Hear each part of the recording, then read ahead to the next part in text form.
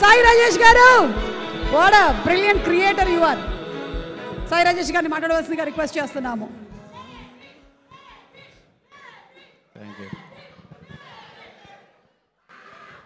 Cult అని నాకు వాడేసారు, పర్లేదు కదా ప్రొడ్యూసర్ గారు. ఐ థింక్ రాహుల్ ఉంటే బాగుండేది మాట్లాడేటప్పుడు.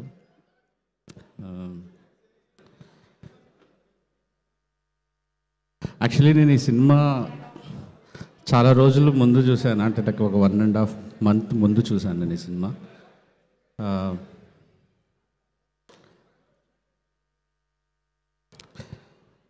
అంటే నాకు చాలా మాట్లాడాలనుంది ఈ సినిమా గురించి.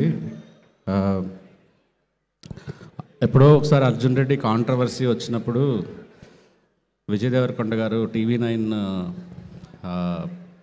ఇంటర్వ్యూలో ఒక మాట చెప్పారన్నమాట. నెక్స్ట్ ఏం సినిమాలు తీస్తారు, ఇలాంటివే తీస్తారా అంటే, సెటైరికల్గా ఒక మంచోడు ఇంకా మంచోడై ఇంకా పెద్ద మంచోడై ఫైనల్గా ఒక నిర్వహణ చెందుతాడు అని ఒక కథ, మీకు గుర్తుందో లేదో తెలియదు, చాలా పాపులర్. సో అలా ఒక మంచి డైరెక్టరు, ఒక మంచి హీరోయిన్తో, మంచి ప్రొడ్యూసర్స్తో మంచి సినిమా తీస్తే ఎలా ఉంటుందో అలా ఉంటుంది.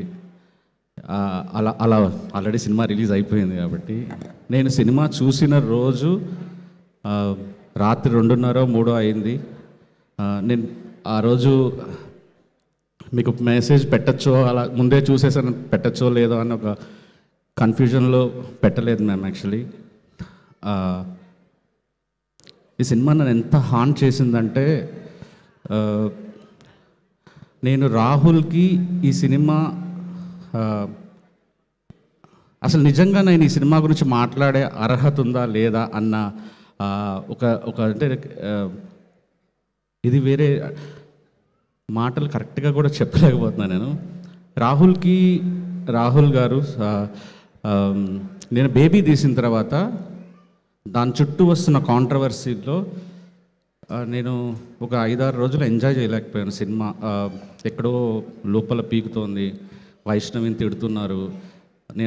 నేను తెలిసి ఏం తప్పు చేయలేదు, నిజంగా తన సైడ్ ఆలోచించి రాసుకున్నాను. అప్పటి వరకు నేను ఇంటర్వ్యూలకు వెళ్ళకూడదు అనుకున్నాను. ఇంటర్వ్యూలకు వెళ్ళి నా సైడ్ నా ఆన్సర్ నేను చెప్పుకున్నాను. అయినా కూడా తిట్టారు నన్ను. ఆ టైంలో నాకు రాహుల్ రవీంద్రన్ గారు ఫోన్ చేసి ఇంటికి పిలిచి 2 hours నన్ను కూర్చోబెట్టి, నువ్వు మంచి సినిమా తీసావు కానీ నువ్వు చేసిన తప్పులు ఏంటంటే అవి అని చెప్పి నాకు ఒక 2 hours తన పర్స్పెక్టివ్ చెప్పిన తర్వాత అప్పుడు నాకు అర్థమైంది, ఓకే టోటాలిటీలో చూసినప్పుడు ఇన్ని మిస్టేక్స్ చేశాను నేను. కానీ ఒక డైరెక్టర్ని నేను పడుతున్న మదన లోపలంతా పెయిన్ని రాహుల్ గారితో మాట్లాడిన తర్వాత నాకు అట్లా పోయింది. పక్క రోజు నుంచి నేను సినిమాని ఎంజాయ్ చేయటం మొదలుపెట్టాను. నాకేవైతే తను చెప్పి చాలా న్యాయంగా అనిపించినాయో, నేను తప్పులు చేశాను బేబీలో అనిపించినాయో, అవన్నీ నేను బేబీ హిందీ స్క్రిప్ట్స్లో కరెక్ట్ చేసుకున్నాను. I think I will make you proud bro. Yeah. కానీ నా హీరోయిన్ తిడుతుంటే నేను వచ్చి డిఫెండ్ చేస్తున్నాను, మీ హీరోని తిడుతుంటే మీరు మంచిగా ఎంజాయ్ చేస్తున్నారు. అసలు అదేం లాజిక్ నాకు అర్థం కావట్లేదు. అందరూ హేట్ యూ అంటున్నారు.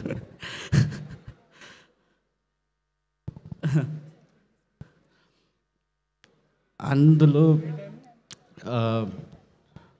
నేను వచ్చేటప్పుడు కూడా ఐ థింక్ ధీరజ్ రాహుల్ గారు మీకు ఒకటి చెప్పాలన్నాడు. ఐ థింక్ థ్యాంక్స్ కాదు చెప్పాల్సి, నువ్వు సారీ అనుకుంటా. ఎందుకంటున్నానంటే మీరు మీలానే ఉండాలి బ్రో, మిమ్మల్ని ప్రొటెక్ట్ చేసుకోవాలి అందరూ, ఇండస్ట్రీ, ప్రొడ్యూసర్లు, యాక్టర్లు, అంతే. నేను వచ్చేటప్పుడు నేను మీకు ఇచ్చిన సలహాలు ఏవైతే ఉన్నాయో, ఒక 10 నిమిషాలు 12 నిమిషాలు సినిమా చూసిన ఇచ్చిన అంత చెత్త. ఇప్పుడు చూసిన తర్వాత నాకు విన్న తర్వాత అర్థమైంది, నేను ఆడియన్స్ని ఎంత గ్రాంటెడ్గా, అంటే వాళ్ళ ఇంటలెక్చువల్ లెవెల్ని చాలా తక్కువ అంచనా వేసి మీకు సలహాలు ఇచ్చాను నేను. వాళ్ళందరూ ఎక్కడో చాలా చాలా ఎత్తులో ఉండి సినిమా చూశారు, అందుకే ఈ సినిమాకి ఇంత మర్యాద. నాకు చూస్తుంటే నా ఎక్స్పీరియన్స్ అంతా పాడు చేశారు. నేను థియేటర్లో ఈ సినిమా చూడలేకపోయాను. ఇప్పుడు వీడియోస్ చూస్తుంటే నేను ఎందుకు ఈ సినిమా ముందే చూసేసాను, జనాలతో ఎందుకు చూడలేదు, ఈ ఎక్స్పీరియన్స్ ఎందుకు మిస్ అయ్యాను అని ఒక చాలా బాధ అనిపిస్తుంది. రేపే వెళ్ళి సినిమా చూడాలి.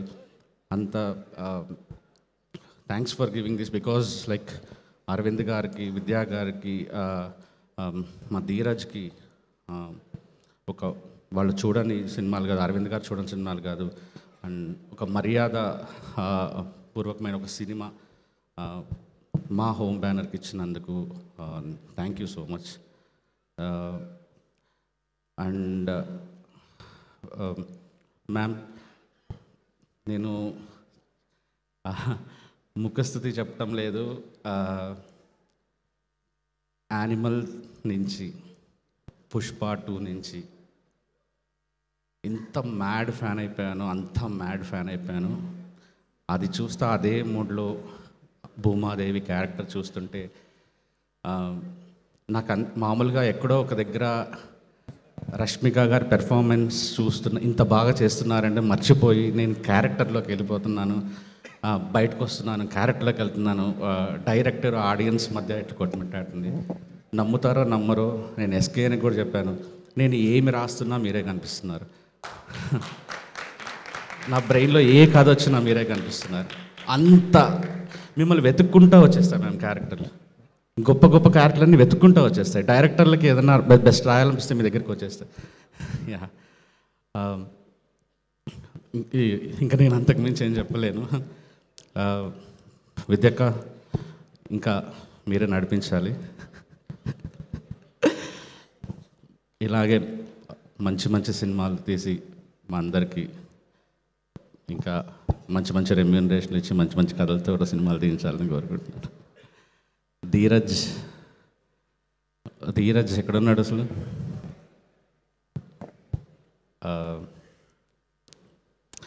నాకు ధీరజ్ హిట్ కొడితే ఏంటో నిజంగా మా ఎస్కేని హిట్ కొట్టినంత హ్యాపీగా ఉంది. ధీరజ్ ఒక సినిమాని నమ్మితే అర్ధరాత్రులు ల్యాబుల దగ్గర కూర్చుంటాడు. బేబీకి తన కో ప్రొడ్యూసరు, అంబాజీపేట, ఈరోజు గర్ల్ ఫ్రెండ్. నాకు సినిమా చూపించినప్పుడు ఆ టెన్షన్తో బయట ఉంటాడు. దాన్ని ఎలా ప్రమోట్ చేయాలి, ఎలా దాన్ని బ్లాక్ బస్టర్ చేయాలి, హిట్ చేయాలి, తప్పన పడిపోతాడు మనిషి. ధీరజ్, నువ్వు ఇలానే ఉంటే అసలు ఇంకా తిరగలేదు. సినిమాని ప్రేమించిన వాళ్ళకి అసలు ఎదురలేదు. You deserve this success. Congratulations. Thank you sir. Love you. అంటే మీ క్యారెక్టర్ నాకు చాలా నచ్చింది. మీ డైరెక్టర్ ఎంత మంచోడంటే మీ క్యారెక్టర్ అది డార్లింగ్, అది బేబీ అని ఏదో చెప్తున్నాడు. నాకు ఏం అర్థం కాలే మీ క్యారెక్టర్ ఆయన ఎందుకు ప్రేమించాడో. అది జనాలకు కూడా అర్థమై ఉండదు. అంత మంచోడు. మీ క్యారెక్టర్ ఎందుకు అలా బిహేవ్ చేస్తుంది, దాని పర్స్పెక్టివ్ ఏంటి అనేది అసలు మీ క్యారెక్టర్ ఆయనకు చాలా ఇష్టం. అది ఏంటో సార్ నాకు అర్థం కాలేదు, మీరే చెప్పాలి జనాలకి. నేను హేట్ చేశాను మిమ్మల్ని కూడా. థింక్ అది ఇంపాక్ట్ అండి. Hesham garu, big fan of you sir, like loved your music sir. Thank you. Background score sir, darling, super lyrics. నేను సినిమా చూస్తాను ఇప్పుడు. Love you. Thank you. Thank you so much Sai Rajesh garu. Mowgli footage చూశాను, మీ అబ్బాయి చింపి చాట చేశాడు. థ్యాంక్ యూ అండి. December 12th releasing. Thank you. అబ్బా, ఇలా క్రాస్ ప్రమోషన్స్ అవుతుందని నేను అనుకోలేదు. Thank you. ఇప్పుడు మన కల్ట్ డైరెక్టర్ గారు మాట్లాడేశారు. కల్ట్ ప్రొడ్యూసర్, అసలు బేబీ లాంటి